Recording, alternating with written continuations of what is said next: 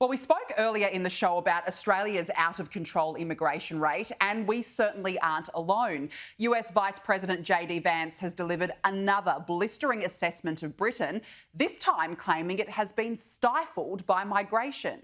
Whether we were offshoring factories to cheap labour economies or importing cheap labour through our immigration system, cheap labour became the drug of Western economies. And I'd say that if you look in nearly every country from Canada to the UK that imported large amounts of cheap labour, you've seen productivity stagnate. Joining me now is Sky News contributor Darren Grimes. Darren, good to see you. Thank you so much for joining me. Is JD Vance right? Oh, Danica, too bloody right he is. I mean, good to be with you, but even better to hear that from the common sense VP that JD Vance is. I mean, the man he's committed here the cardinal sin, and I've seen so many screeches from the lefty hordes online for him noticing what's plain for all to see, that actually a country like Britain importing workers instead of actually training our own people here. And you look at the stats and surprise, surprise, productivity has sank down quicker than a pint at my local pub. You know, these are the kinds of pubs as well that used to be bustling centres of community. That's the kind of community element that's been utterly shattered by the importation of cultures that are utterly alien to our own, that simply do not countenance assimilating into our way of life. So much so that most of them, a great deal of them at least, don't bother learning the lingo. So JD's right that we've created an economy built on Deliveroo drivers and Uber rides, some not speaking English, instead of actually engineering and invention, the kind of stuff that powered the first industrial revolution that Britain was responsible for. So all we can do is pat ourselves on the back about diversity quotas and how multicultural we are, even though it's not working. So he isn't wrong. He's just bold and brave enough to say it, unlike the absolute cretins in Westminster who'd rather open borders than open a factory full of British workers. No, you're spot on. And I just think it's this multiculturalism experiment that's just failing Western countries right now around the world, Darren. Look, meanwhile, people smugglers are reportedly telling migrants that, look, all they have to do is wave at Britain to be rescued in the English Channel. It comes as gangs are increasingly competing for business. So, Darren, a right royal wave apparently is all it takes to be picked up and welcomed into Britain with open arms. Exactly, there it is. Absolutely. All you need is a dodgy dinghy, a strong paddling arm, and the ability to wave like you're hailing a cab in London. And voila!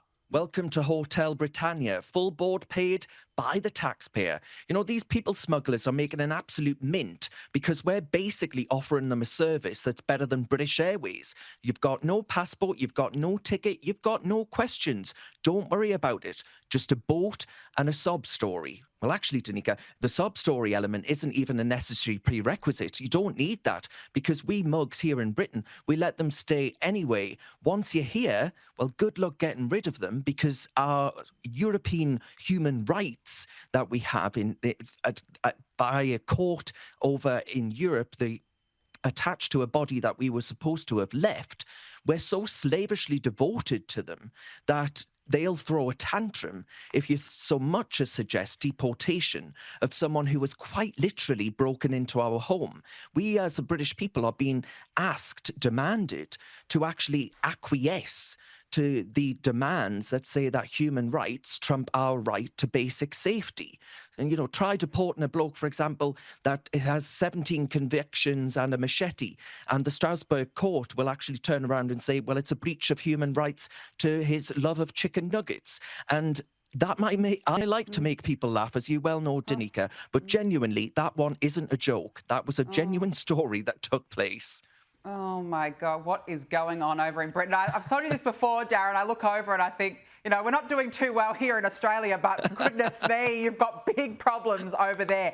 Now, look, we have to turn to Prince Harry, of course, and this saga surrounding his past drug use. The Heritage Foundation has filed a second lawsuit to obtain his immigration records. It comes after heavily redacted documents were released earlier this week by the US Department of Homeland Security.